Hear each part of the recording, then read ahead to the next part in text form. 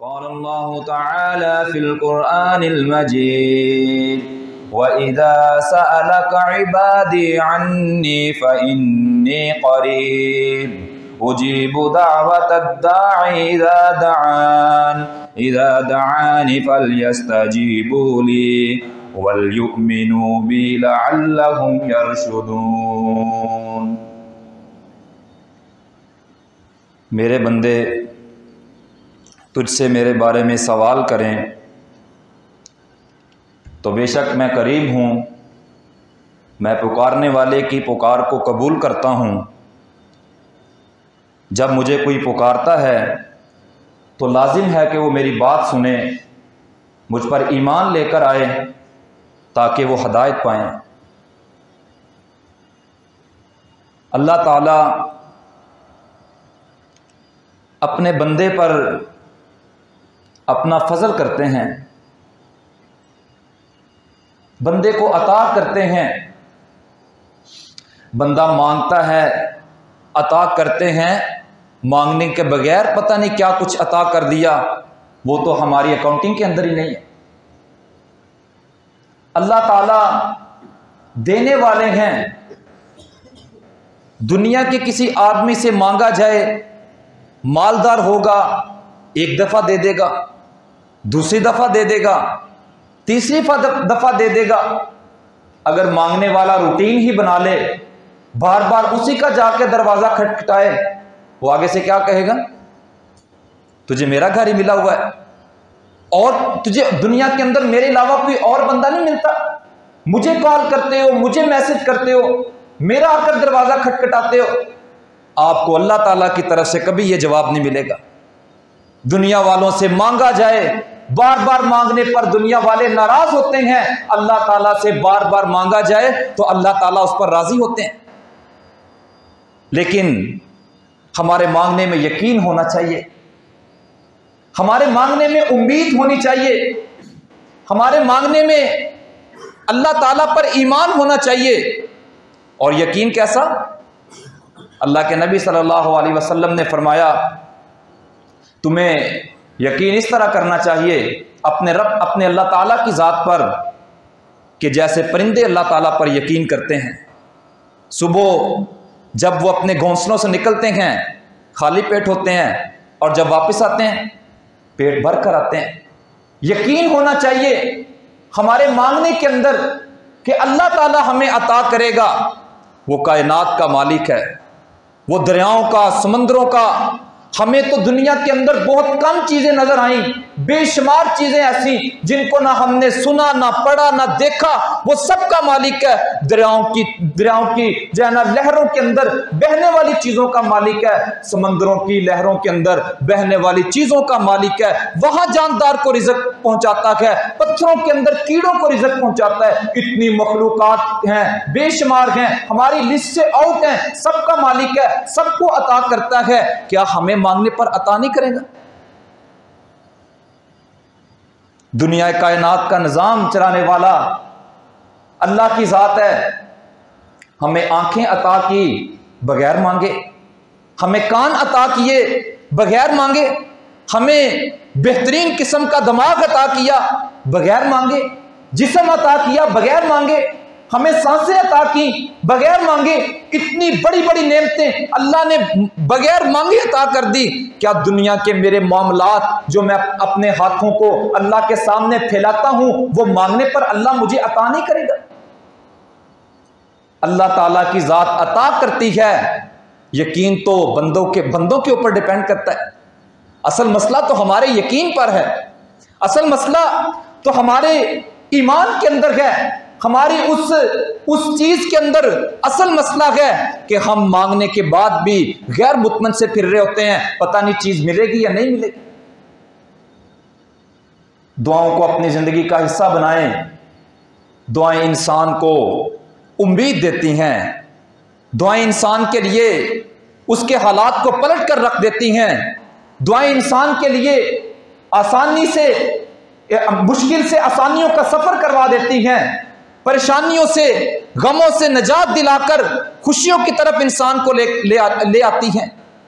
آج ہماری زندگیوں میں دعائیں، اللہ تعالیٰ کے سامنے ہاتھ اٹھانا یہ بہت کم ہوتا جا رہا ہے، بہت کم ہوتا جا رہا ہے۔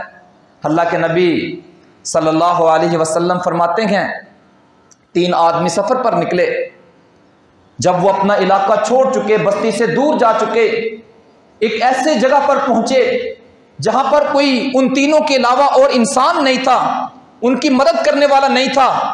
وہاں پر بارش کا موسم ہوا، تیز بارش آنے لگی، آندھی چلنے لگی۔ وہ تھوڑی دیر کے لیے ایک غار کے اندر بیٹھ کے پناہ لے لی، غار کے اندر بیٹھ کے اپنی حفاظت کی۔ ہر انسان کو اپنی حفاظت وہ محبوب ہوتی ہے، انہوں نے بھی اپنی جان کو بچانے کے لیے ایک غار کے اندر پناہ لے لی۔ غار کے اندر بیٹھے ہیں، اچانک ایک بھاری بھرکم پتھر زوردار آواز کے ساتھ غار کے منہ پر آ کر گرتا ہے۔ جہاں سے وہ داخل ہوئے تھے ان کا واپس آنے کا راستہ بند ہو جاتا ہے۔ موت نظر آ رہی ہے کہ اب یہاں سے ہم تو زندگی بچانے کے لیے نکلے تھے، ہم غار میں داخل ہوئے تھے کچھ لمحوں کے لیے کہ چلیں یہ تھوڑا سا مشکل وقت گزر جائے گا، اب تو ہمیشہ کی مشکل اس پتھر کی صورت کے اندر ہمارے سامنے آ کر گر چکی ہے، اب تو شاید زندگی کی امید باقی نہیں۔ لیکن ایک بات کی طرف پلٹتے ہیں، وہ بات کون سی ہوتی ہے؟ دعا۔ اللہ کے سامنے ہاتھ اٹھاتے ہیں، تینوں باری باری ہاتھ اٹھاتے ہیں۔ ان میں سے سب سے پہلا آدمی اللہ کے سامنے ہاتھ اٹھاتا ہے اور دعا کرتا ہے، یا اللہ میرے بوڑھے والدین تھے، تو جانتا ہے میں جب بھی اپنے جانوروں کا دودھ نکال کر لاتا میں پہلے اپنے والدین کو پیش کرتا اور اس کے بعد اپنے بچوں کی طرف پلٹتا۔ ایک دن جب میں اپنے جانوروں کا دودھ نکال کر لے کر آیا تو میں جب گھر پہنچا تو دیکھا والدین سو چکے تھے۔ میں ان کے پاس کھڑا رہا، مجھے اس بات کا ڈر تھا کہ جب یہ بیدار ہوں گے تو ان کی بیداری پر ان کو بھوک لگے گی، کہیں ایسا نہ ہو کہ میں یہاں سے چلا جاؤں، ان کے تکیے کے پاس سے ہٹ جاؤں، جا کر آرام کر لوں یا یہ دودھ بچوں کو پلا دوں اور یہ ساری رات بھوک کے ساتھ گزاریں۔ یا اللہ میں نے تیری رضا کی خاطر وہاں کھڑے ہوئے ساری رات گزار دی۔ جب وہ اللہ کے سامنے اپنا یہ عمل رکھتا ہے، اللہ تعالیٰ کی مدد آتی ہے، پتھر تھوڑا سا سائڈ پر ہو جاتا ہے، زندگی کی امید نظر آنا شروع ہو جاتی۔ دوسرا آدمی ہاتھ اٹھاتا ہے، کہتا ہے، یا اللہ تو جانتا ہے میری ایک چچا زاد تھی، میں بھی اس سے محبت کرتا تھا، وہ بھی مجھ سے محبت کرتی تھی، ہماری محبت غلط تعلقات کے اندر تبدیل ہو چکی تھی، میں نے اس سے برائی کا ارادہ کیا، اس نے مجھ سے کچھ مال کی کچھ دولت کی ڈیمانڈ کی، میں نے وہ مال جمع کیا، وہ میں نے محنت کی، مزدوری کی، 100 دینار لا کر اس کو دیے، وہ جو ہے نا میری بات کو پورا کرنے کے لیے تیار ہوگی، عین ممکن تھا کہ میں اس کے ساتھ برائی کرتا، اس نے مجھ سے کہا کہ اللہ سے ڈر جا، میں اللہ یا اللہ تجھ سے ڈرتا ہوا میں وہاں سے پیچھے ہٹ گیا، یا اللہ تو جانتا ہے یہ تیری رضا کے لیے میں نے کیا، ہاتھ اٹھے ہوئے ہیں۔ جب یہ دعا کی پتھر تھوڑا سا اور سائڈ پہ ہو گیا، زندگی کی امید مزید مضبوط ہوگی۔ تیسرا آدمی ہاتھ اٹھاتا ہے، دعا کرتا ہے، اپنا عمل پیش کرتا ہے، یا اللہ تو جانتا ہے میرے پاس ایک مزدور مزدوری کرنے کے لیے آیا، میں نے اس کو اجرت کے لیے رکھا اور اس کے ساتھ میں نے یہ معاہدہ طے کیا کہ تجھے شام کو جب مزدوری مکمل ہوگی 3 سا چاول دوں گا، یعنی کچھ کلو یہ چاول بنتے ہیں، تیری مزدوری کے عوض میں تجھے دوں گا۔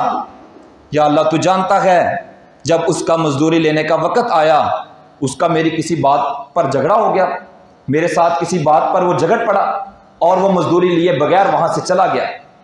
میں نے ان چاولوں کو کاشت کیا، میں نے اس کاشت سے فصل حاصل کی، ایک بہترین فصل حاصل ہوئی، میں نے پھر اس کو مزید کاشت کیا، پھر مزید کاشت کیا، میں نے اس کے جانور لیے، میرے گھر کے اندر ان چاولوں کی وجہ سے بہت برکت نازل ہوئی، اور ایک لمبا عرصہ گزرنے کے بعد وہ مزدور دوبارہ پھر آ گیا، کہنے لگا بھئی نکالو میری مزدوری۔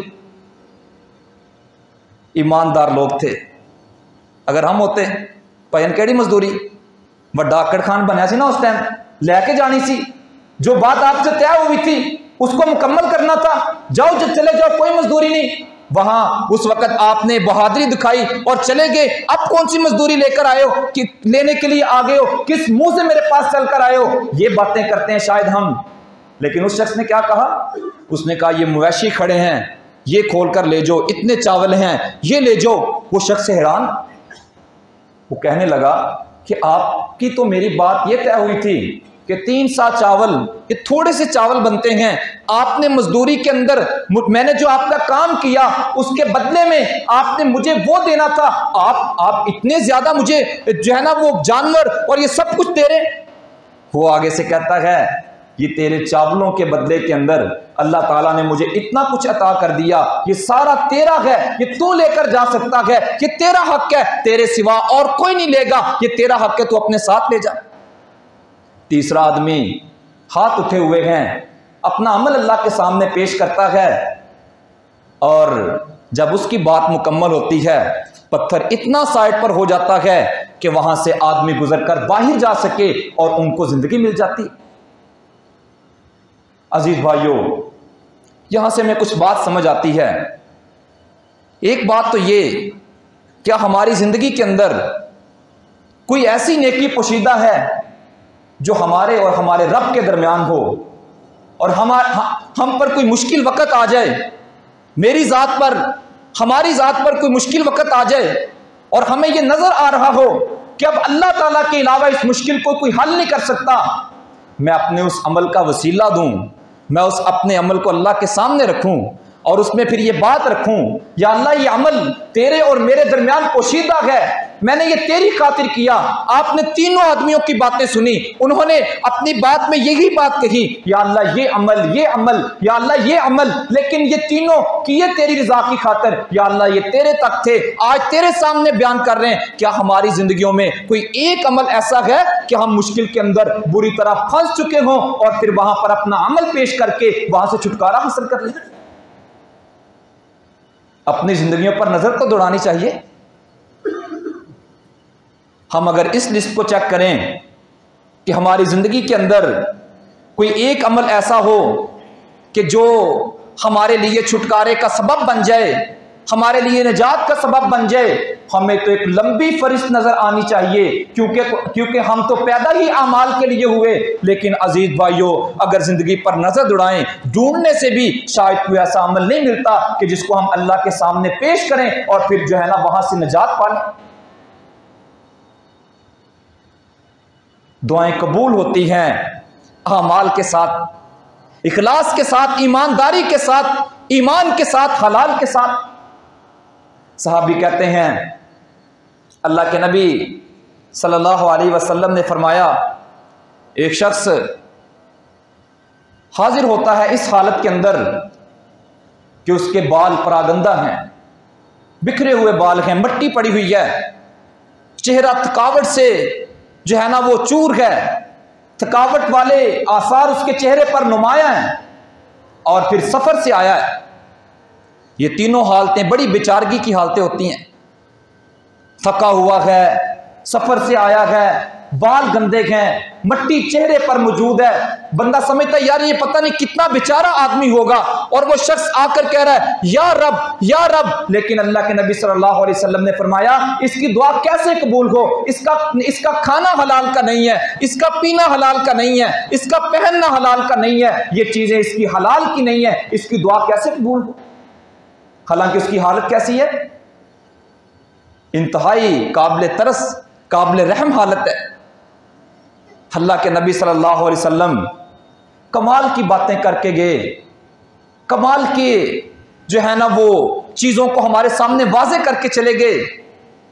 ہمارے کوئی متحد بندہ کام کر رہا ہو، اس کی حالت سارا دن اس نے مزدوری کی، کام سے بھی نظر آ رہا ہو اس نے مزدوری کی ہے، اور اس کے کپڑوں سے، اس کے لباس سے، اس کی وضاقت سے بھی یہ معلوم ہو کہ اس بندے نے اپنا آپ کھپایا ہے، ہم اس کو پوری مزدوری بھی دیں گے اور ساتھ کچھ انعام میں بھی دے دیں گے۔ یہ بندہ آیا ہے اللہ سے مانگ رہا ہے، اللہ تعالیٰ تو اپنے بندوں کو خالی ہاتھ لوٹاتے نہیں ہے، لیکن اس کی دعا قبول کیوں نہیں ہو رہی؟ یا رب کی آوازیں لگا رہا ہے، اس کے بال بھی پراگندہ ہے، اس کے چہرے پر بھی مٹی ہے، یہ سفر سے بھی آیا ہے، تینوں حالتیں ایسی ہیں کہ اس میں لازمی کچھ نہ کچھ عطا ہو جاتا ہے، لیکن اس کو کیوں نہیں عطا ہو رہا؟ آج ہمارا بھی یہ سوال ہوتا ہے، دعا کرتے ہیں قبول نہیں ہوتی۔ اس کے مختلف پہلو ہیں، آگے یہ بات کچھ بیان ہو جائے گی، لیکن اس میں ایک پہلو یہ بھی ہو سکتا ہے، ہمیں اپنے رزق کی بھی خبر لینی چاہیے، جو پہنتے ہیں اس کی بھی خبر لینی چاہیے، جو پیتے ہیں اس کی بھی خبر لینی چاہیے، جو خرچ کرتے ہیں اس کی بھی خبر لینی چاہیے کہ جو میری معیشت کو جو چیز چلا رہی ہے وہ کہاں سے آ رہی ہے۔ قیامت والے دن سوال ہوگا، مال کمایا کہاں سے تھا، پھر خرچ کہاں پر کیا، یہ سوال ہوگا، یہ قیامت والے دن بھی سوال ہوگا، اور یہ اگر ہم اس کی خبر نہیں لیں گے یہ چیز ہماری دعا کی قبولیت میں بھی رکاوٹ بن سکتی ہے۔ ہمیں ان چیزوں کی خبر لینی چاہیے۔ پھر اسی طرح اللہ کے نبی صلی اللہ علیہ وسلم کی حدیث ہے، اللہ تعالیٰ غافل آدمی کی دعا کو قبول نہیں کرتا، ذہن کہیں اور ہے، سوچ کوئی کسی جگہ اور چل رہی ہے، اور مانگ کس سے رہیں؟ رب العالمین سے۔ آپ ڈی پی او کے سامنے جا کر کھڑے ہو جائیں، ڈی سی کے سامنے کھڑے ہیں یا کمشنر کے سامنے کھڑے ہیں، کوئی التجا لے کر گئے ہیں، کیا خیال ہے پورا فوکس نہیں ہوتا اس کی طرف، دماغ کا بھی سوچ کا بھی جو ہے نا، وہ اپنی فزیکلی بھی اپنے جسم سے بھی یہ تاثر دے رہے ہوتے ہیں کہ میں اس وقت ہر طرح سے تجھ سے یہ سوال کرنے آیا ہوں، تجھ سے مانگنے آیا ہوں، لیکن اگر ہمارا دھیان نہیں ہوتا تو وہ کس وقت نہیں ہوتا؟ جب اللہ سے مانگ رہے ہوتے ہیں، جب اللہ کے سامنے ہاتھ اٹھائے ہوتے ہیں، اس وقت سوچیں منتشر ہوتی ہیں، اس وقت کام کے سلسلے چل رہے ہوتے ہیں، اس وقت حساب کتاب چل رہا ہوتا ہے کہ نماز سے پہلے کیا کر کے آیا ہوں اور نماز کے بعد جا کر کیا کیا کرنا ہے، وہ فریض نماز کے اندر بن رہی ہوتی ہے۔ اللہ کے نبی صلی اللہ علیہ وسلم نے فرمایا، غافل بندے کی اللہ تعالیٰ دعا کو قبول نہیں کرتا، غافل دل کی، جو دل بے پرواہ ہے، جو لاپرواہی والا دل ہے، جس کو پتہ ہی نہیں میں مانگ کس ذات سے رہا ہوں، وہ ذات میری طرف توجہ کرتی ہے، میں اس کی طرف چل کے جاتا ہوں، وہ ذات میری طرف بھاگ کر آتی ہے، وہ تو میرے ساتھ اتنی محبت کرتی ہے، میں نے اس کے سامنے ہاتھ اٹھائے ہیں، صرف ہاتھ ہی اٹھے ہوئے ہیں، دل تو نہیں اس کی طرف اٹھا ہوا۔ دعا کی قبولیت کے لیے یہ بات ضروری ہے، ہاتھوں کے ساتھ دل بھی رب العالمین کی طرف اٹھ جانا چاہیے، ہاتھوں کے ساتھ ہمارا دل بھی اللہ تعالیٰ کی طرف مائل ہو جانا چاہیے، صرف زبان سے الفاظ نہ نکل رہے ہوں، صرف ہاتھ نہ اٹھے ہوں، بلکہ دل سے آہیں نکل رہی ہوں۔ اللہ کے نبی صلی اللہ علیہ وسلم نے فرمایا، مظلوم کی بد دعا سے بچو، کیونکہ یہ چنگاریوں کی طرح چیرتی ہوئی آسمان کو جا کر ٹکراتی ہے۔ مظلوم کی بد دعا سے بچنے کے لیے کیوں کہا گیا؟ کیونکہ اس وقت اس کو دنیا کے اندر اللہ تعالیٰ کے علاوہ اور کوئی سہارا نظر آ ہی نہیں رہا تھا، مظلوم ہے نا، سارے ظلم کرنے والے ہیں، سارے اس پر اپنا اپنا زور آزمانے والے ہیں، اس کی فرمایا بد دعا سے بچ جاؤ، کیونکہ اس کی بد دعا چنگاریوں کی طرح چیرتی ہوئی آسمان تک جا کر ٹکرا جاتی ہے۔ اور اگر مظلوم کی طرح ہم بھی اپنا رویہ بنا کر اللہ کے سامنے آ جائیں، ہماری دعا آسمان تک نہیں پہنچے گی۔ مظلوم کی بد دعا سے بچنے کے لیے کہا گیا کہ اس کی بد دعا آسمان تک پہنچ جاتی ہے اگر وہ لوگ اللہ کے بندے جو سائل ہیں، جو مشکلات کے اندر اڑے ہوئے ہیں، جن کے معاملات کئی سالوں سے پینڈنگ جا رہے ہیں، ان کا حل نہیں نکل رہا اور وہ ان کے اندر الجھ کر بری طرح پھنس چکے ہیں، اگر وہ اپنے آپ کو مظلوم بنا کر بیچارہ بنا کر اور دل کے اندر یہ بات لے کر، یا اللہ اگر تو نے یہ کام نہ کیا، دنیا کے اندر اور کوئی ذات یہ کام کرنے والی نہیں ہے، اگر وہ اللہ کے سامنے اس طرح آ جائے تو کیا خیال ہے اللہ تعالیٰ اس کی بات کو نہیں سنے گی؟ اس کی آواز آسمان کو نہیں ٹکرائے گی؟ ضرور ٹکرائے گی۔ ہمارے مانگنے کے انداز کے اندر پختگی ہونی چاہیے۔ اللہ کے نبی صلی اللہ علیہ وسلم نے فرمایا، آذان اور اقامت کے درمیان انسان کی دعا قبول ہوتی ہے۔ وہ وقت جو ہم نماز کے انتظار میں گزار دیتے ہیں، ہم سمجھتے ہیں کہ شاید نماز کے لیے بلاوا اذان نہیں ہے، نماز کے لیے بلاوا تکبیر تحریمہ ہے۔ جب قاری صاحب اللہ اکبر کہتے ہیں، بھئی وہ تو اقامت ہے، وہ تو نماز ہے، نماز کھڑی ہو چکی ہے۔ اذان اور اقامت کا درمیانی وقت کہ جس میں ہم جو ہے نا وہ اس کو ایسے ہی اپنی خوشگپیوں کے اندر اور ادھر ادھر گزار دیتے ہیں، فرمایا یہ دعا کی قبولیت کا وقت ہے۔ جو قبولیت کے اوقات ہیں ان میں دعا مانگی نہیں، اور پھر ہر جگہ جا کر یہ بات کہی، بھائی جان یہ بھی مسئلہ ہے، یہ بھی مسئلہ ہے، یہ بھی مسئلہ ہے۔ آج کل تو زندگی اجیرن بن چکی ہے، آج کل تو پریشانی ہے۔ ایک سجدہ جسے تو گراں سمجھتا ہے، ہزاروں سجدوں سے دیتا ہے آدمی کو نجات۔ اپنے مانگنے کے وقت کو جس کو ضائع کر لیا، پھر بندوں کے سامنے، ہزار بندوں کے سامنے جا کر مانگ لیا، اس سے نجات اگر لینی ہے ایک اللہ کے سامنے مانگنے کے وقت میں آ کر مانگ لو۔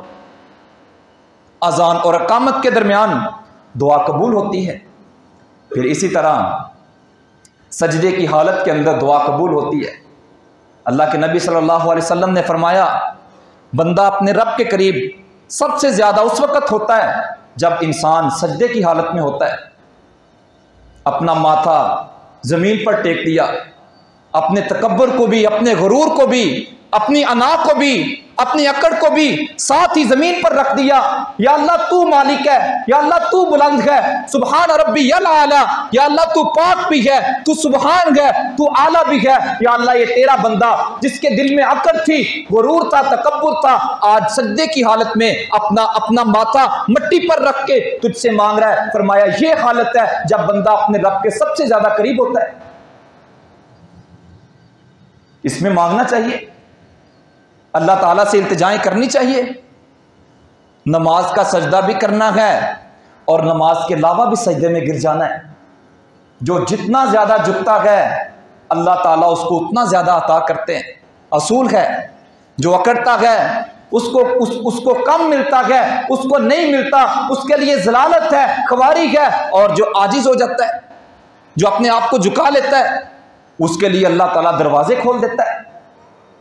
تو دعاؤں کی قبولیت کے لیے جو باتیں بیان ہو رہی ہیں اس میں ایک بات یہ کہ اذان اور اقامت کے درمیان دعا کرنی ہے، اور دوسری بات یہ کہ سجدے کی حالت میں بندہ اپنے رب کے سب سے زیادہ قریب ہوتا ہے تو اپنے رب سے اس وقت سجدے کی حالت میں مانگنا ہے۔ آپ سے یہ کہا جائے کہ آپ یہ خاص کام کرو گے تو آپ اپنے باس کے بہت قریب ہو جاؤ گے۔ لوگ اپنے باس کے ساتھ، اپنے کمپنی کے مینیجر کے ساتھ، اپنے سے بڑے کے ساتھ ریلیشن بڑھانے کے لیے نا پتہ نہیں کیا کیا کام کرتے ہیں، مٹھائی کھلاتے ہیں، تحفے تحائف دیتے ہیں، اور اس کی جو ہے نا وہ چاپلوسیاں کرتے ہیں، اور پتہ نہیں کس بات سے گزر جاتے ہیں۔ پتہ لگ جائے کہ اس سے میرے سے بڑے کا دل نرم ہو جائے گا، میری طرف مائل ہو جائے گا، پھر اس کام کو فوراً منٹوں کے اندر کر دیتے ہیں۔ ہمیں پتہ چل گیا کہ ہمارا تعلق اللہ تعالیٰ کے ساتھ سجدے کی حالت میں قریب ہوتا ہے۔ اب زندگی کے اندر کوئی سجدہ ضائع نہیں ہونا چاہیے۔ اللہ تعالیٰ کی ذات سے بڑھ کر کوئی دنیا کا نظام چلانے والا ہے؟ کوئی ہمیں چلانے والا ہے؟ کوئی ہمارے رزق کا بندوبست کرنے والا ہے؟ بالکل نہیں ہے۔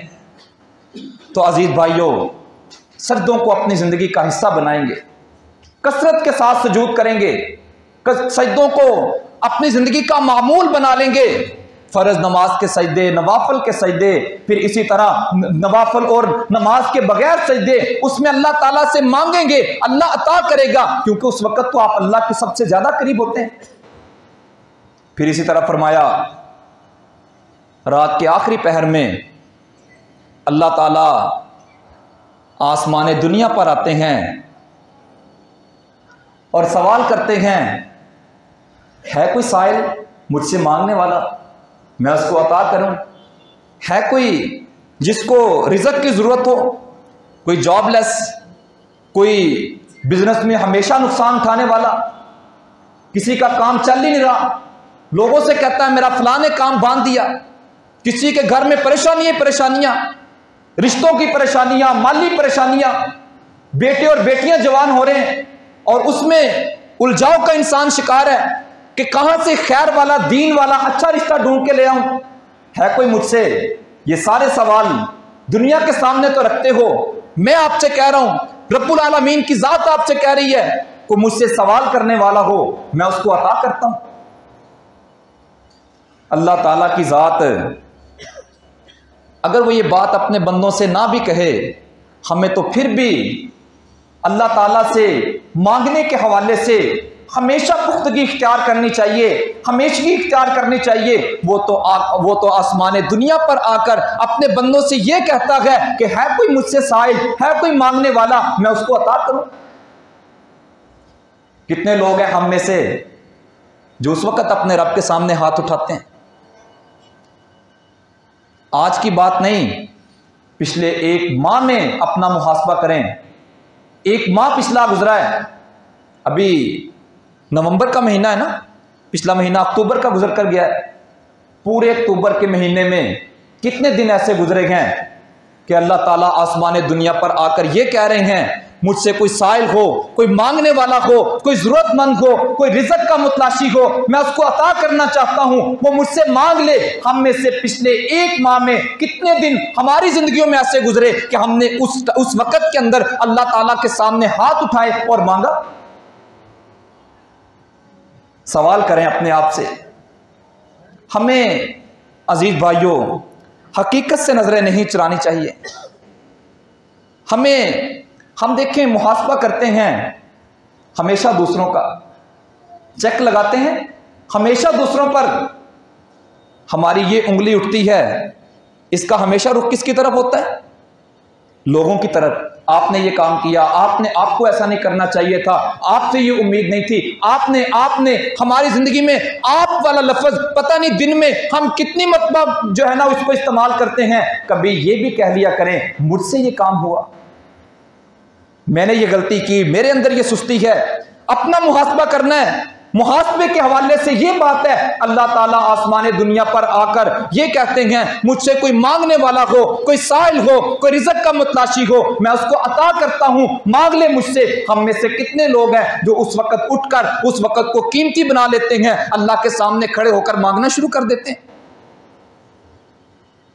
تہجد کا وقت اللہ تعالیٰ نبی صلی اللہ علیہ وسلم سے کہتے ہیں یا ایھا المزمل قم اللیل الا قلیلا، اے چادر کو اوڑھنے والے، اے کمبل کو اوڑھنے والے، اٹھ کھڑا ہو جا، رات کو اللہ کی عبادت کر، نصفہ او انقص، رات کا آدھا حصہ یا پھر آدھے سے کچھ کم اللہ کی عبادت کرنی۔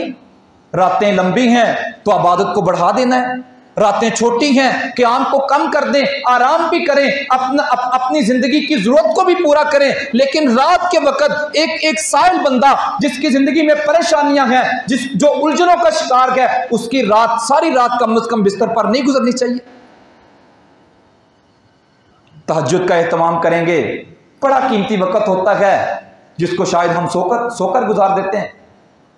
اور ابھی تو لیٹ نائٹ کا ٹرینڈ چل چکا ہے، کھانا کھائیں گے لیٹ نائٹ، میٹنگ کریں گے لیٹ نائٹ، کوئی اور کام ہے تو لیٹ نائٹ، ملاقات ہے تو میں لیٹ نائٹ آپ سے کروں گا، کال میں آپ کو لیٹ نائٹ کروں گا۔ لیٹ نائٹ کرتے کرتے رات کے 2-3 بج جاتے ہیں۔ وہ وقت جب ہم نے اللہ کے سامنے کھڑے ہونا ہوتا ہے، جب اپنے ہاتھوں کو اٹھانا ہوتا ہے، جب اس میں التجائیں کرنی ہوتی ہے، اس وقت جو ہے نا ہمیں نہ دنیا کی خبر نہ دین کی خبر، ہم جو ہے نا وہ آرام کرنے لگ جاتے ہیں اور ساری رات گپوں کے اندر، خوشیوں کے اندر اور دوستوں کے ساتھ ملاقاتوں کے اندر۔ اور وجہ کیا ہے؟ یار مجھے رات نیند نہیں آتی۔ بھئی مسئلہ یہ نہیں ہے آپ کو رات نیند نہیں آتی، مسئلہ یہ کہ آپ نے اپنی روٹین کو ڈسٹرب کر لیا ہے۔ اگر نیند نہ آتی ہو تو پھر دن کے وقت 10 بجے تک کیوں سوئے رہتے ہیں، 11 بجے تک کیوں سوئے رہتے ہیں؟ نیند فطرتی انسان کی ضرورت ہے، اور اللہ تعالیٰ نے اس فطرتی ضرورت کو پورا کرنے کے لیے رات کا وقت رکھا ہے۔ یہ کیسے ہو سکتا ہے جو وقت اللہ نے ہمارے لیے مقرر کر دیا اس میں ہمیں نیند نہ آئے؟ وجہ یہ ہے کہ ہم نے اس ضرورت کو اپنی مرضی کے مطابق تبدیل کر لیا۔ تو میں بات کر رہا تھا دعاؤں کی قبولیت کے حوالے سے۔ رات کو دعا قبول ہوتی ہے، تہجد میں دعا قبول ہوتی ہے۔ اللہ کے نبی صلی اللہ علیہ وسلم نے فرمایا، بڑی پیاری حدیث ہے، اللہ کرے ہماری بھی آنکھ رات کو اچانک کھلے اور ہم یہ کلمات کہیں پھر ہم دعا کریں اللہ ہماری دعا کو قبول کر لے۔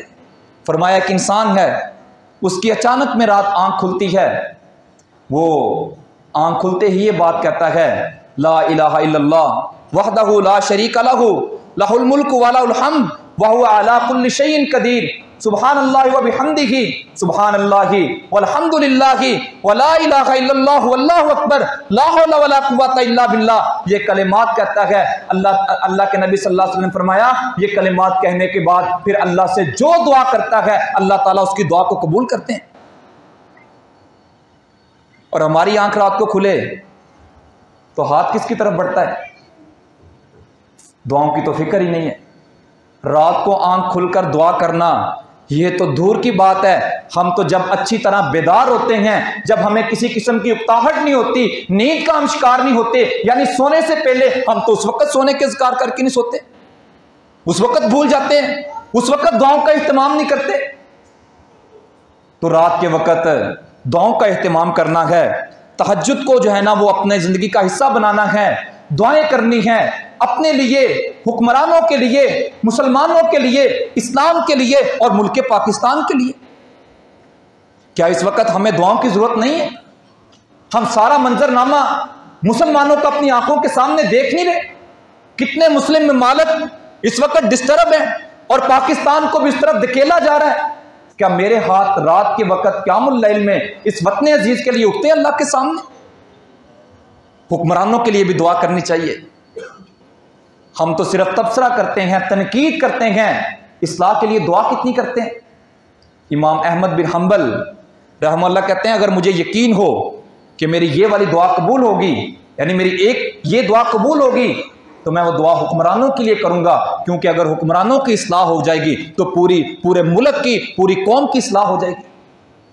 حکمرانوں کے لیے دعا کرنی چاہیے، علماء دین کے لیے دعا کرنی چاہیے۔ حکمرانوں کی اصلاح ہو جائے گی تو ملک کی اصلاح ہو جائے گی، علماء کی اصلاح ہو جائے گی تو لوگوں کی اصلاح ہو جائے گی۔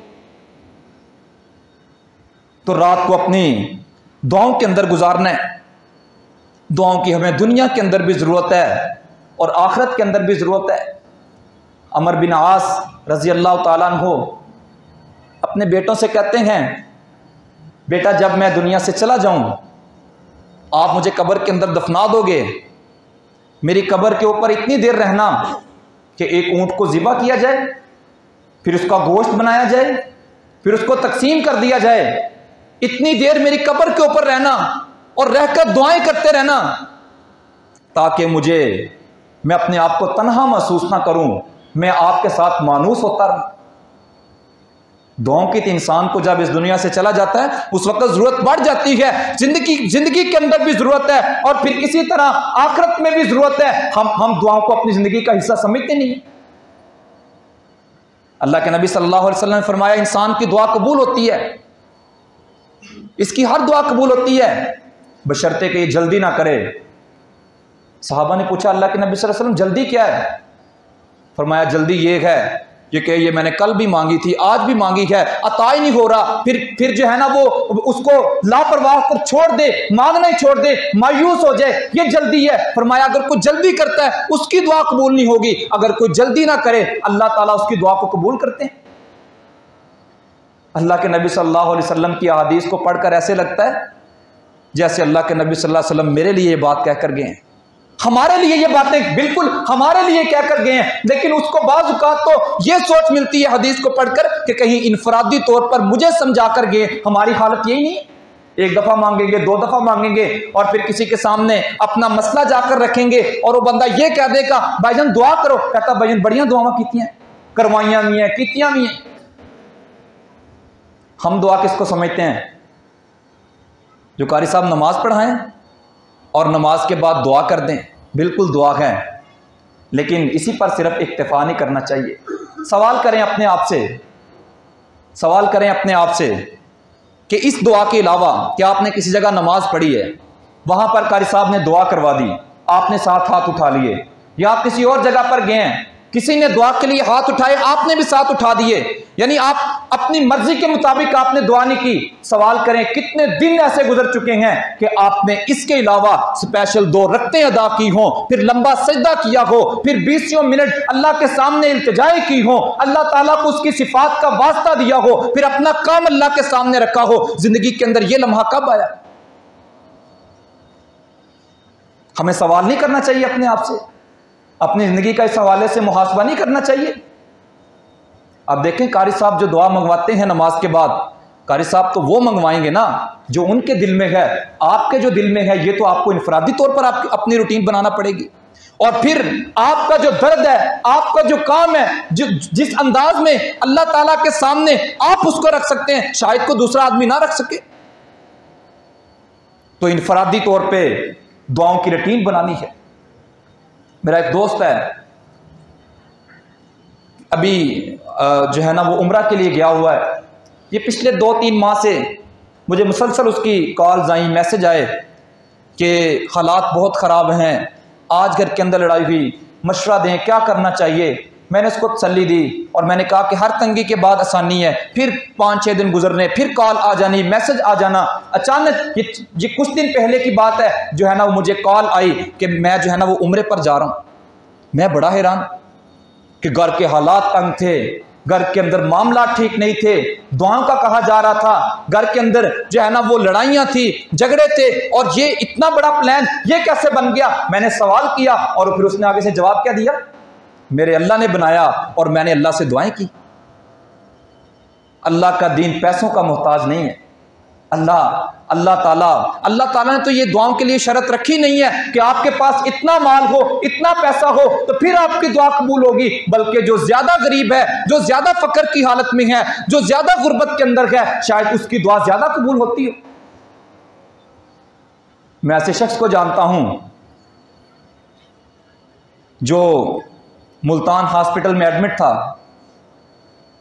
ڈاکٹر جو ہے نا وہ ٹریٹمنٹ تو کر رہے تھے لیکن مطمئن نہیں تھے، بس یہی کہا جا رہا تھا کہ شاید جو ہے نا وہ چند دنوں کے شاید مہمان ہیں۔ صحت اتنی خراب ہو چکی تھی، ڈاکٹروں نے وہاں سے جواب دیا، ان کو ایک پاکستان کے خاص ہاسپٹل میں جانے کا کہہ دیا، تو وہ وہاں جانے کی بجائے انہوں نے اللہ کے گھر کا رخ کر لیا۔ ہم ان کے پاس گئے، انہوں نے کہا کہ بھائی میں اللہ کے گھر جا رہا ہوں۔ ہم حیران تھے، ہم ان کو منع تو نہیں کر سکتے تھے کہ آپ نہ جائیں، ابھی آپ کی طبیعت ٹھیک نہیں ہے، آپ کو ایک جگہ سے جواب ہو چکا ہے، آپ کو ایک اسپیشل ہاسپٹل میں بھیجا جا رہا ہے اس کام کے لیے کہ آپ کی وہاں پر ٹریٹمنٹ ہو، اور آپ اتنا لمبا سفر کر کے جا رہے ہیں۔ ہم منع تو نہیں کر سکتے تھے لیکن ہم بہانے سے یہ کہیں اور بھائی یہ آپ کو ڈاکٹروں نے اجازت دے دی ہے، آپ سفر کر سکتے ہیں۔ انہوں نے کہا کہ بھائی میرا اور اللہ کا معاملہ ہے، میں اللہ کے گھر جا رہا ہوں۔ اللہ کے گھر گئے ہیں، دعائیں کی ہیں، صحت یاب ہو کر واپس لوٹے۔ ایک گھر کے اندر بیٹا پیدا نہیں ہو رہا تھا، اولاد نہیں تھی، اپنی بیگم کو شوہر نے ساتھ بٹھایا اور نکلا ہاسپٹل جانے کے لیے، ساتھ ہی جو ہے نا وہ گاڑی کا ریڈیو آن کیا اور وہاں پر قرآن مجید کی تلاوت ہو رہی تھی۔ فَقُلْتُ اسْتَغْفِرُوا رَبَّكُمْ إِنَّهُ كَانَ غَفَّارًا يُرْسِلِ السَّمَاءَ عَلَيْكُمْ مِدْرَارًا وَيُمْدِدْكُمْ بِأَمْوَالٍ وَبَنِينَ وَيَجْعَلْ لَكُمْ انہارا۔ اللہ تعالیٰ وہاں پر قرآن مجید کی یہ اللہ تعالیٰ کی طرف سے جو ہے نا وہ آیات ان کو سنائی دی، وہیں سے گاڑی کا یو ٹرن لیا، واپس ہو گئے۔ بیگم نے کہا علاج نہیں کروانا، چیک اپ نہیں کروانا؟ تو کیا جواب دیا؟ چیک اپ مل گیا ہے، علاج مل گیا ہے۔ وہ علاج کیا ہے؟ تم اللہ سے استغفار کرو، تم اللہ سے توبہ کرو، اللہ تعالیٰ آسمان سے بارشیں بھی نازل کرے گا، رحمتیں بھی نازل کرے گا، اور تمہیں بیٹوں کے ساتھ بھی نوازے گا۔ یہی معمول بنایا، ٹھیک 1 ماہ کے بعد امید لگ گئی۔ تو انشاءاللہ ہم نے بھی دعاؤں کو اپنی زندگی کا حصہ بنانا ہے۔ اللہ تعالیٰ ہمیں سمجھ کر عمل کرنے کی توفیق عطا فرمائے۔ جزاکم اللہ خیر۔